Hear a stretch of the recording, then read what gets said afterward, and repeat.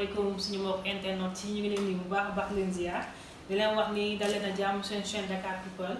tey nag muy seet si kenn dootu ko présenté muy kan muy Mame Matar Gueye Mame Matar Gueye di ONG Jamra ñu lay nuyu la bàyyi ñëw askan wi Mame Matar. waa kay ñu ngi leen di delloo nuyoo yéen équipe bu Dakar People yëpp te di beral nuyoo seen mboolem téléspectateurs yi ak ñi nga xam ne ñu ngi leen di bëggee au niveau de toutes les plateformes des réseaux sociaux. ñu ngi lay fay bu baax Mame Matar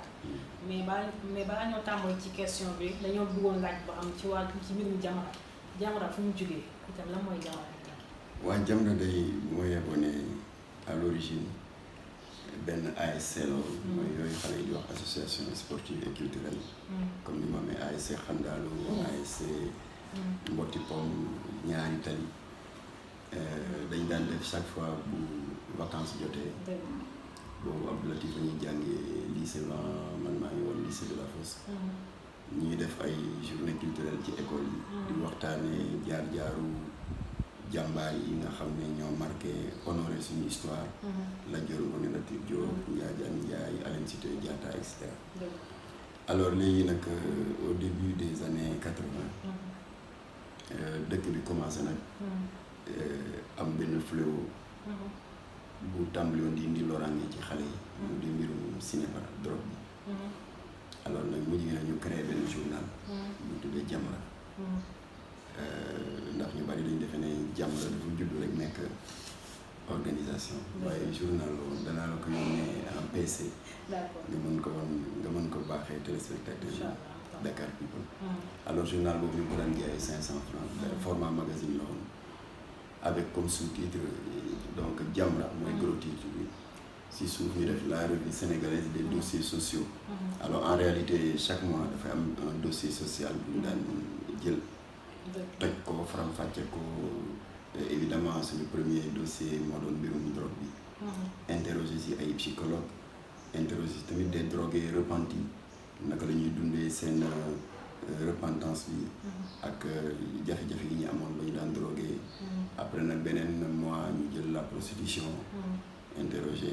ñun on les appelle pudiquement les femmes en danger moral parce que am na ci ñoo xam ne dugguñu ci ndax dañu bëgg bon waaye yàlla dafa leen nattoo ñu dund dans des situations économiques familiales extrêmement dures ba dañuy mujjee pas de gaieté de cœur mais ñàkk pexe ñu dem di jaay seen bopp mën a dundal seen njaboot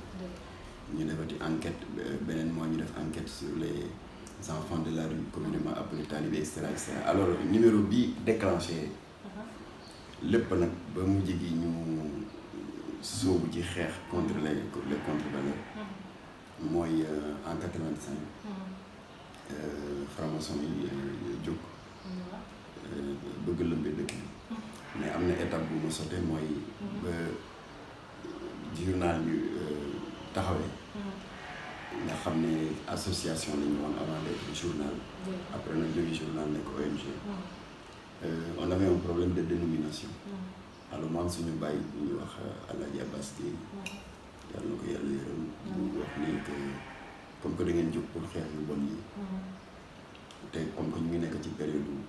pèlerinage à l'époque mu ne te boo xoolee troisième étape pèlerinage bi bu pèlerin yi demee Musdalifa fori ay xeer war a jëm Mina sànni ko ci benn stèle qui représente le diable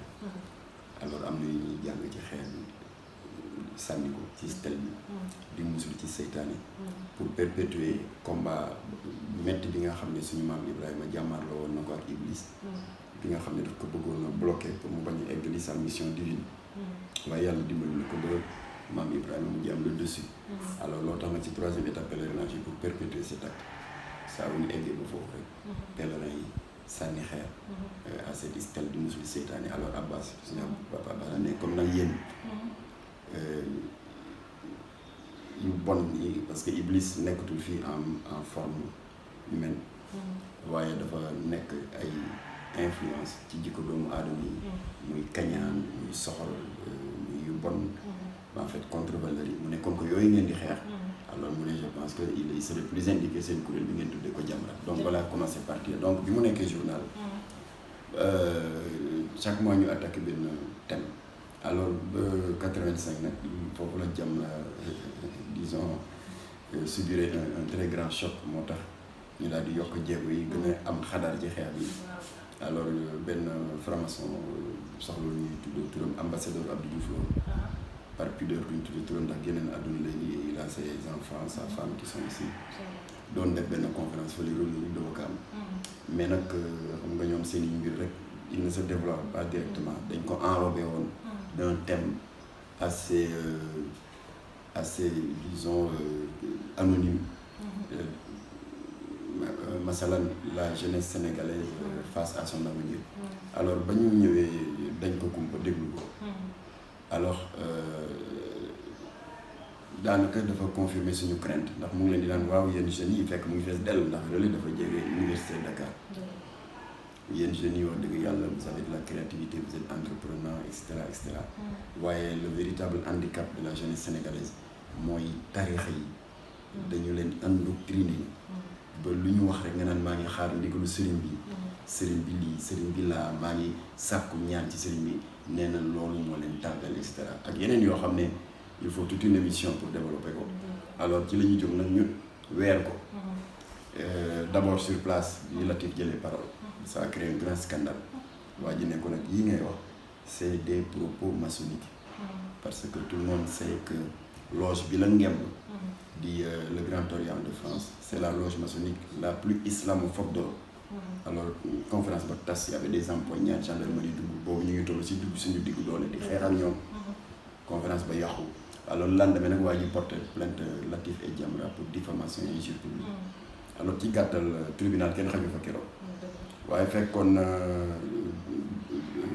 3 ou 4 jours auparavant ñu am le soutien de 3 khalifes généraux te ki nekkoon en première ligne du combat aux côtés de Jamra contre les loges maçonniques parce que boobu Jamra rek a fi newoon en 85 mu di Serigne Abdoulaye Sy Dabakh def na benn célèbre xutba anti-franc-maçon qui est toujours disponible ci YouTube boo tapé boo demee ci Google tapé Mame Abdoulaye Sy franc-maçonnerie mu génneel la ko alors Mame Seydi Thiaw tamit kenn demul mu des temps yooyu moo doon xalif général si njabootu Seydina Limaamu ak tamit sëñ Abdoul Ahad Mbacké boobu am na jëmm ju nekkoon ci keppaaram ñu di ko wax Serigne Mountakha mooy kii toog tey sëñ Abdoul Ahad bañ demee seeti ko si tournée bi ñu doon def ci cité religieuse parce que def nañ Tivaouane Ndiassane Thiénaba Niassène Touba Medina Baye Layène ba ñu demee seeti sëñ Abdoul Ahad le 3e khalife de Cheikh Ahmadou Bamba moo ñu ne lu xeex di laaj rek boole naa leen ak sama jawriñ bi daal di joxe sëñ Mountakha donc sëñ Mountakha jàpp na ci xeex bi def na ci alalam jox nañu ay bons d'essence abal nañu oto bref bi franc-maçon yi gisee ne qu'on avait le soutien des plus